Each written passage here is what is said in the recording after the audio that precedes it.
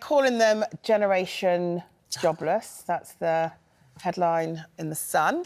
Official figures now show that 16% of under 25s are unemployed, and almost half of those out of work have never had a job at the age of 24.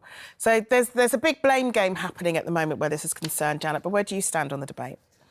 I think the roots of all of this go way back before COVID to Tony Blair, who at the moment has got this wonderful series about him airing on Channel 4. So Tony Blair is, Tony Blair's whole history and legacy is being showcased on TV at the moment. But one of the key Blair policies was that his goal was to get 50% of young people into university. And now we're seeing the fallout where young people have been brainwashed and fed the lie that if you go to university and you get a degree, that somehow, miraculously, you'll get a decent job.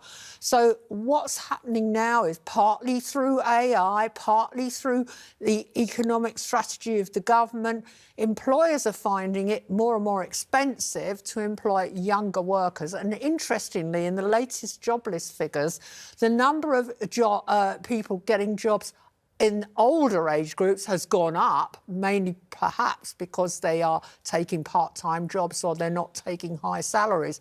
But the number of people under 35, those jobs have plummeted.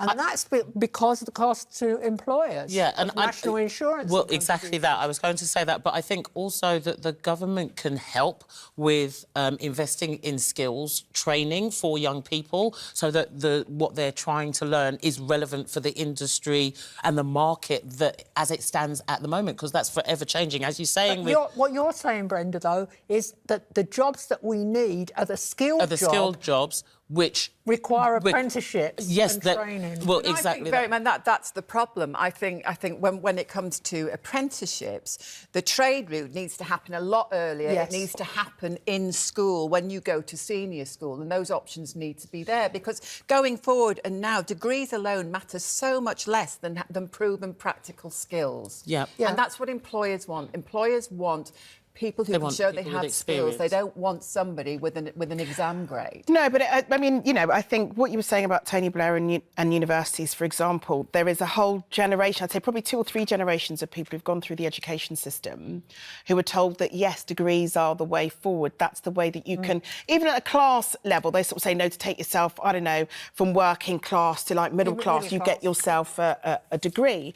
But then you've got a generation of kids coming out of university with really good degrees that simply are out of date. There are employers that now, the jobs that they thought they were going to get at 18 are now being taken over because of technology and AI by the time they reach 21, 22. And it's expensive. When you come out... So, for instance, undergrad students in England starting uni in 24, 25 will leave with a debt on average of £53,000. Now, most UK graduates will never likely pay off their debt in full, with over 70% having the remaining balance written off after 30 years. Yeah. So, you were sold this idea that you get yourself well-educated as opposed to well-skilled and your life will change. But then you come out, you realise that you've been lied to and you're left with a ton of debt. Yeah. There is a failure on so many different levels here. Isn't the irony that the graduates that you've talked about that have come out with all these qualifications and saddled with the huge debt, are forced to take jobs below their skill level. So they are, in fact, entering the job market. They're taking unskilled jobs, which, by rights, should go to the unskilled 16, 18 to 24-year-olds. So we're in a really invidious position. How we get out of it, I do not know. First of all, we have to find another way, and the architect of all this student loan system is now saying it should be written off or there should be more tax concessions, that it should be easier for students to pay it off. Whether we have to write off a massive debt, I don't know. But I do agree with Sue that secondary education has to radically change so that when you go to secondary school or academy or whatever at 12, you think that being an electrician or a builder is as important. Exactly. As exciting, lucrative, and you can hold your head up in society, because certainly with my generation, it was looked down on. But the thing I think that is the biggest problem is we always seem to be putting down the young people and the jobless. And so if they're going to keep hearing you saying, well, young people are just whatless, they don't want to look for jobs, then that can promote some...